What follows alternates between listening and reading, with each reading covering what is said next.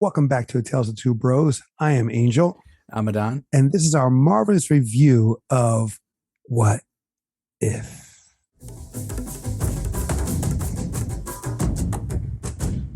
Spoilers, in light of the new Doctor Strange in the Multiverse of Madness, I wanted to do a review of What If. Why? Because Doctor Strange is in it. We have other characters that we may see in the movie, True. the live action version. I think we are going to see them. Accidentally, I saw some previews or flipping through social media. I saw a pic here, a pic there. I already know that X-Men is coming through this movie. At least one of them, Professor X, is going to make an appearance. I know Captain Carter is going to make an appearance. And I know also that demon that we saw in episode 1 and also in episode 4, as well as the final episode 9. Oh wait, Shumagura? Yeah, Yes. they supposedly they changed the name to be the name that's in Marvel versus Capcom to be Gigantos or something like that. I don't know. It's something with tentacles. There's also some other fan theories out there that doesn't have to do with What If about that, but I'll leave that for when we watch the movie, see if that comes true. Do you want to go over real quick in the sense of the premise of What If? Yeah. So What If is just, well, if you've seen Loki, that's a great idea of what If is. You basically, it's just a glimpse into different realities where you could have the same characters or variations of them that are developed because of a single change that causes a cascading effect. It's basically the idea of multiverse theory, or Schrödinger, I'm going to mispronounce this name, Schrödinger's cat. I totally butchered that. It's the experiment where you put the cat in a box, but there's no holes. So until you look into the box, you don't know if the cat is alive or dead. It's a real thing. And, but that's the idea of the multiverse. It's like you have all these different possibilities, and as long as you don't look in, that possibility exists. In this case, the watcher is viewing all these other worlds from that idea of that possibility. What if Peggy Carter got in the way and became, she didn't really get in the way, but she became Captain America. Well, in this case, I guess you would call her Captain Britain. I would think they would have done that, but I guess they couldn't because it's still pretty much an X-Man title, Excalibur, right? Or like, what if Doctor Strange decided to abuse his time stone? Or Christine decided to go with him because in the movie she never went with him. Right. Well, let's go over real quick the titles. So every episode starts with a what if, and then they go with, or the watcher, he's the narrator of the series. He's a narrator of each episode. He gives a premise of what you were saying, that it could just be a single moment that changes, like where if you said no in one lifetime or one universe, then the next universe, you said yes. And that changes everything. In episode 1, you have Captain Carter was the first Avenger. True. Then episode 2 was about with T'Challa, the Black Panther. If T'Challa became Star-Lord. Yes. Then we have episode 3, the world lost its mightiest heroes. And then what if Doctor Strange lost his heart instead of his hands, which is his love, Christine. And then what if zombies actually existed? Then also in episode 6 is what if Killmonger saved Tony Stark? Episode 7, what if Thor was the only child? I mean, actually more like being raised. And then also you have what if Ultron won? Mm-hmm. And the last one is what if the Watcher broke his oath? Because that's very important in the comics. And again, that was a big series. That's where this animation series came from, originally from the comic books. True. Called What If.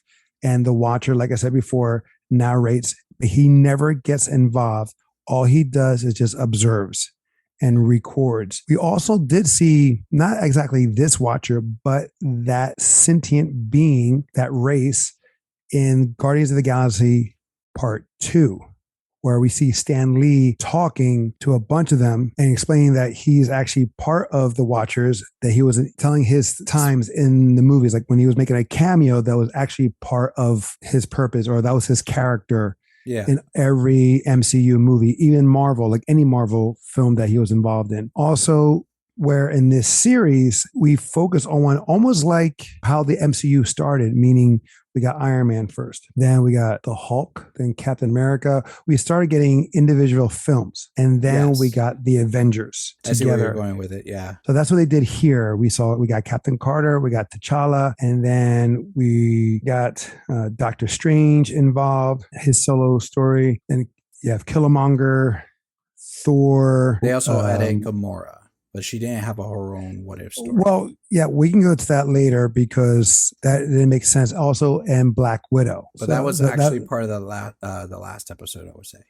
No, that's actually episode 3, where, or the episode 3. That's 8. Episode 4, 5. The zombies. No, but Black Widow was fighting Ultron. Yeah, it was episode 8. No, not episode 8. Is it episode? With Hawkeye. You're correct. Yes, I'm sorry. And I just freaking saw it. And zombies, that episode is all-star cast, pretty much. Almost everyone's in it. I counted for 9 episodes, and each episode roughly lasted around 27 minutes on the average. And that's not including the credits. The opening credits and the end credits. Combined opening and end credit, there's an 8 minute of credits. Roughly, I counted 52 action scenes. I can be off by a few. I definitely don't think there's more. There's definitely probably less the way how you look at it. And the total runtime of action is 1 hour and 7 minutes. Again, it's probably even less depending how you look at it. Each episode had an average of 5 action scenes, except for if Thor was the only child. There's only 1 action scene, and it's only for about 3 minutes. That's with him and Captain Marvel. Yep. That's pretty much it. The most ones, again, I could be off. Episode 5 had 9 action scenes, and that's the one with the zombies. The longest episode in a sense of action was when the Watcher broke his oath. That's about 16 minutes and 30 seconds. Okay. The longest episode overall was Doctor Strange. And which is cool here because like the Doctor Strange here, we saw a glimpse in the trailer of Doctor Strange in the Multiverse of Madness. You see an evil version of him or a counterpart. We see this also in that episode, that what he's doing, trying to avoid his love of dying, he created another, I guess, split personality, but not just him. He didn't do that. It was the help with the Ancient One. The Ancient One helped that happen. Well, it was just going so extreme. They were trying to stop him, and it ended up as a byproduct splitting them.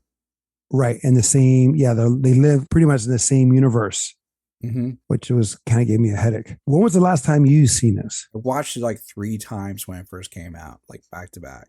So I was watching it a lot when it first came out, and like I vividly remember those episodes. I personally think like there's a reason why those episodes do stand out. It's also one of the reasons why I was a big fan of the comic of What If. This is because the uniqueness of the stories. Right. Let's get into that. I know you freshly watched it. Do you want to focus on the action, or? Well, we can go with episodes. Like, what was your favorite episode? Or two episodes. Heck, there's so many episodes here. We can probably do a 3 or. There are 9 episodes overall. Right. So for me, funny enough, like episode wise, it wasn't necessarily the most action episodes. Like Doctor Strange, all the action is saved at the end, but it was a great story. I enjoyed that. If I'm going to say 3, like top 3, I'm going to say Doctor Strange is definitely up there. Killmonger, fantastic. Like how with the double cross, again, spoilers, people, and like the way the story went on from there. And then zombies. That was number 1 for me. Because I wanted zombies, and I've had this argument where Doctor Strange was number 1 for people, but I wanted zombies to be more. And, and they left it with a cliffhanger. And they're supposed to, I believe, have their own series. They think they're going to do a live action, not live action, but animation series of zombies. Okay, and just to recap, is Doctor Strange because of the story, how that was told. I'll say zombies because you like that premise and you wanted more of it, and Killmonger, with saving Tony Stark. So essentially the right in the middle of all those episodes. Okay, my favorite episode was the first one. Ooh, Captain Carter. Okay, if you can't catch me or grab my attention or hold it on the first episode, you're in trouble. That's what, for me, granted, there's it should be a 3 episode rule, especially long seasons. For a short season, if you fail on that, then it's gonna have trouble with me. Just like in case in point, WandaVision. I had trouble. I continued watching the whole season due to I'm a Marvel fan and I wanted to see where it was going. But man, was I highly disappointed and I dreaded watching the following episodes. I like this because it was almost mirror or carbon copy of the original Captain America, the First Avenger, just that it was a female and British. You're right. A lot of the story did go down the same way with some minor changes. Where Steve doesn't get the super soldier serum, but he becomes the sidekick. And then we see also here the Ironmonger from Iron Man. I know. But that's where we see it. We see Ironmonger in here, but it's called the Hydra Stomper instead. Which I think looks cooler. There's a better name too. And there's still that love with them. What I liked about the animation, it reminded me of Max Fletcher's Superman way back in the day, as well as old Disney cartoons like Snow White. It wasn't 3D like we see now on current Disney or Pixar projects. So I had that. I like the Thor one because it was funny. That was a very hilarious episode. And it kind of played with where Thor was going, in the sense of, he saw his movies, how like serious he was or how silly he was or immature. Then he got mature and then silly again with Ragnarok and the way he was acting in Endgame, and what we'll probably see more of that with Love and Thunder. Correct. And you're right. Like, that was always something that got overlooked, but even in the comics, Loki, when they were growing up, was a foiled suit Thor. Like, he balanced Thor out, even though he's the trickster, which is ironic. So that was a great. Well, it's funny too that they'd end up being like best of friends, but that shows like, hey, and without Loki, Thor would have been wilding out. It's a funny episode. And then with Howard the Duck too, that was a. And to mention, before I go over my third one, the majority of the cast that did the voices are the original actors from the movies. True. You have some not, the actor who did Peter Parker, Spider-Man, not Tom Holland. Chris Evans did not reprise his role as Captain America here, even though the actor did an amazing job. And the actor who played Tony Stark is not RDJ. So I was really happy that when you hear the voices, that you know that the majority of them are from the actual movies. You have Chadwick Boseman, before he passed away, did all the episodes that he was in. Yes. My third favorite one was the last episode, episode 9. The Watcher broke his oath. I liked it because of the action. Pretty much the whole episode was action. See, very little bit. Oh, no, I'm sorry. I was going to say, and that was one of the reasons I liked the episode before that for the action. If I was just focusing on the action. Well, I just liked it because it was like, they're all working together as best as they can to defeat Ultron. Or is it Ultron? Would you say Ultron? Yeah, because he takes over. Yeah, I know. He takes over Vision's body and becomes Ultron. Granted, I do have some nitpicks on there because some things don't make sense. Yeah. We'll go to that. But for the action and the pace and how they did it, and I liked it because it's not New Avengers, but it's the Guardians of the Multiverse instead of Guardians of the Galaxy. So I like the play on that. But it's also Avengers, if you think about it, they're all the same. A team is formed. And that's pretty much it. And you like episode 8, and for what reason? That had one of my favorite action moments. Is basically when Viz Ultron gains like the Infinity Stones. He breaks through and starts attacking the Watcher. And, yes. And you see, like, usually I can count on my hand the amount of times I've seen the Watcher go hand to hand with somebody in the comics. And it's not many. And here it shows like the Watcher's not one to play around. You don't mess with the Watcher.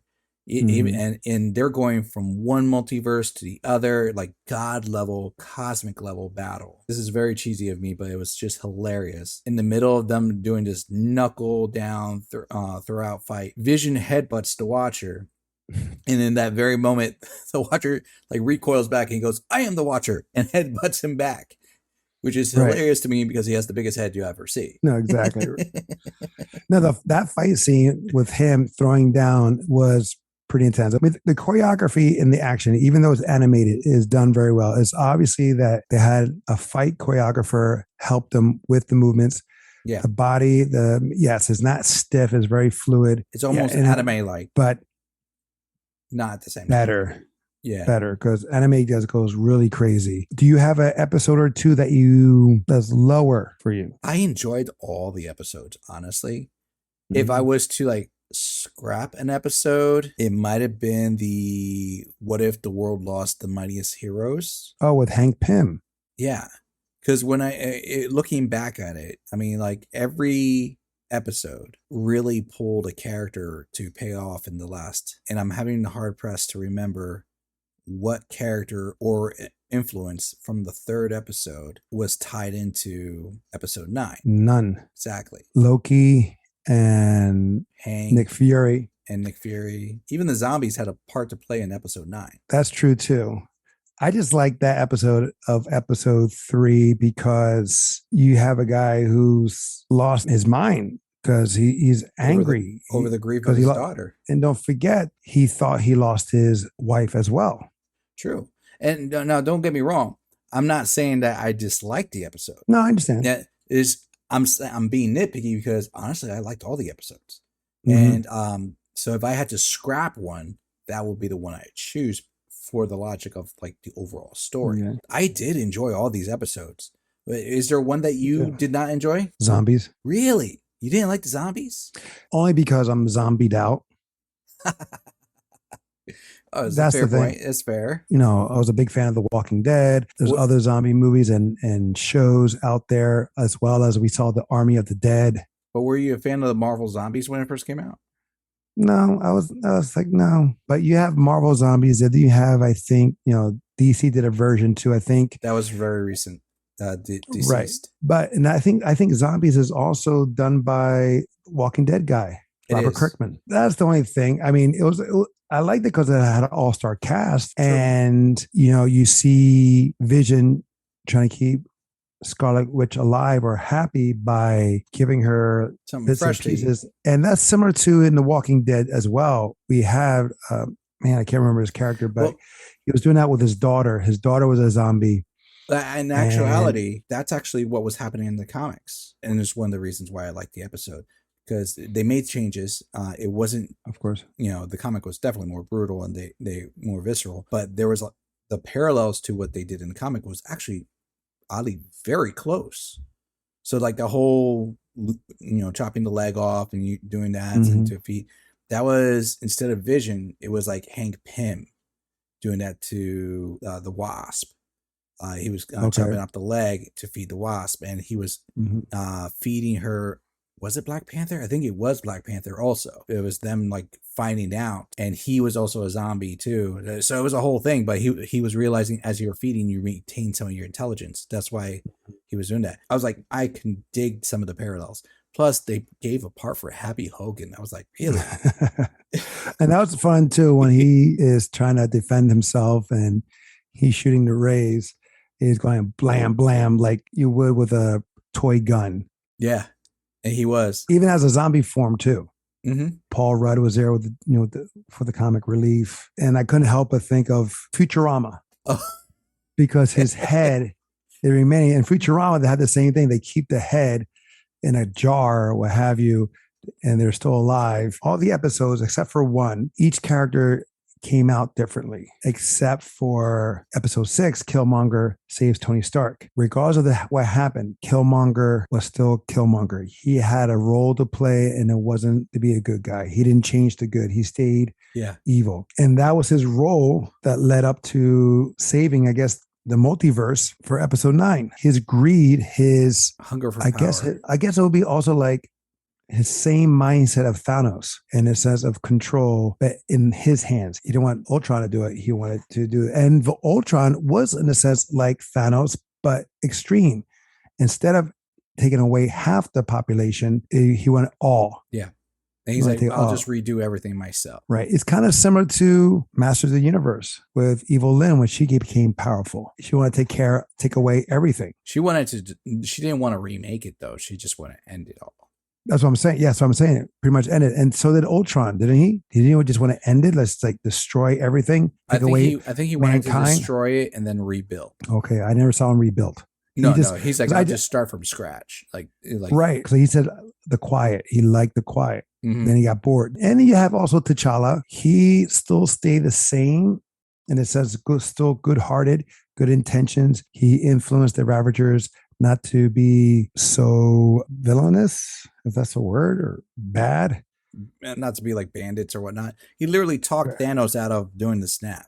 Instead of fighting Thanos, he's like, let's talk this out. And then, which is hilarious because every time you see Thanos, he keeps bringing it up and he's trying to sell people on it. He's like, I feel like you don't understand the logic that you have. He's like, no, you don't get it.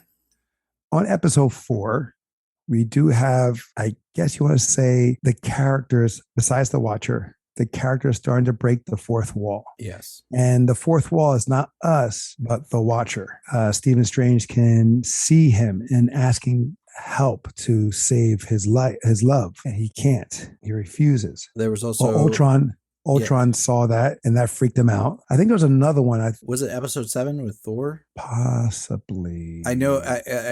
I want to say it was right before Ultron showed up because Ultron showed up at the end of Thor. Right, and that was cool too because that just shows like there's a connection. Oh no, I know what it was. Portal for the Ultron things, and he goes, "What the hell is this?" He didn't expect it. He didn't see that coming. Usually, he can see the future in a way.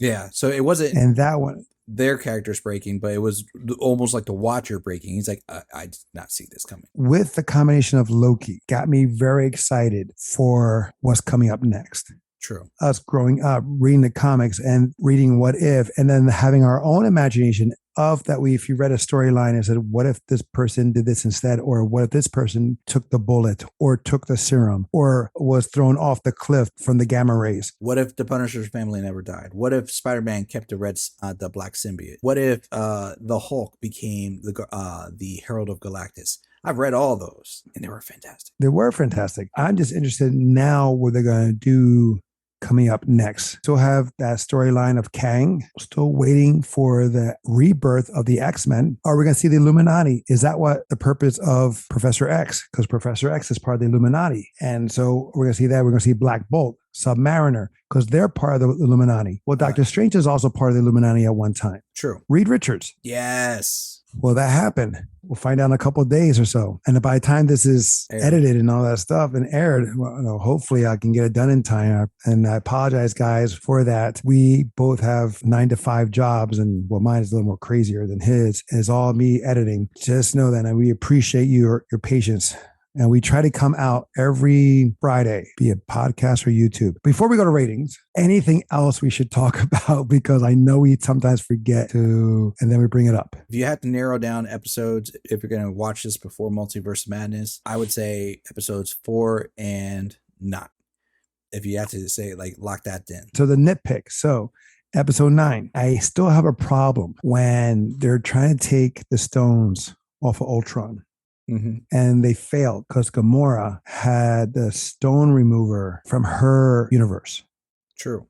And it's calculated to her universe.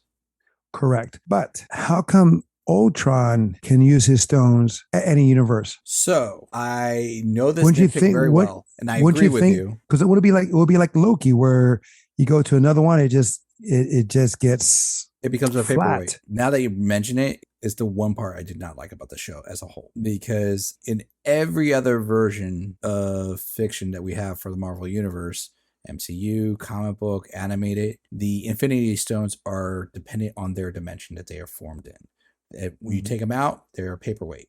It's the same thing with the Infinity Gauntlet. You take it out, it's useless. This is the only iteration where you have it where it can go elsewhere. And their explanation is like a single line that Vision says.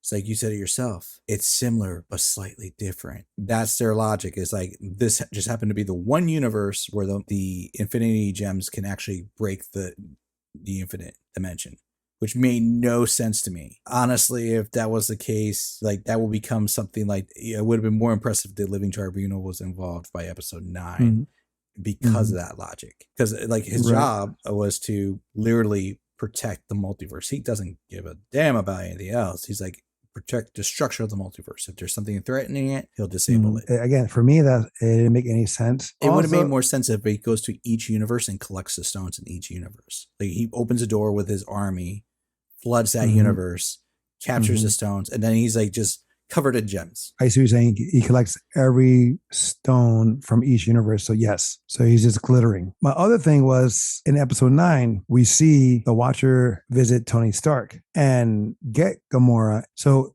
that shows an episode that we missed, which I believe they're going to save for season 2. They may backtrack and show that episode of how that happened, because you see Tony Stark, his armor is that of the Hulkbuster, I believe, has graffiti on it, something like that. And you have Gamora dressed up as a rendition of Thanos. She's carrying his weapon, the blade. So I wonder if she killed Thanos. That was also in the comic too. There was a moment like that happened in the comic. That's another thing too, where I know not just me, but you and other people are like, wait a minute, who are these guys? What's the story here? Why are they there? And that's one episode we did not see at all.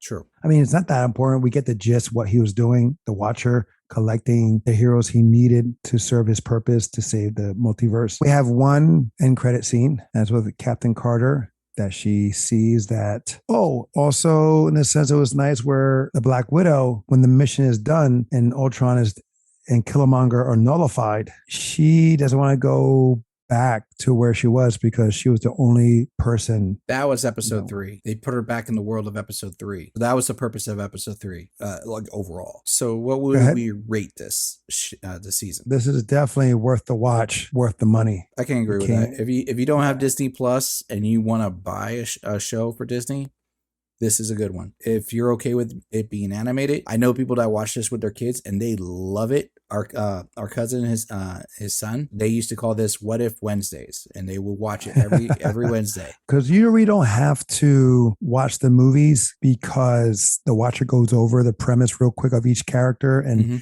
explains. So if you never watched any of the films, that's okay. Even if you never read the comics, that's okay. Just know that there's a change of event. There's a certain point where things happen. That's really good. Yeah, you're right. Yeah. And you don't need to do like a lot of filler stuff, is because for the most part, each episode is standalone. So you agree with that?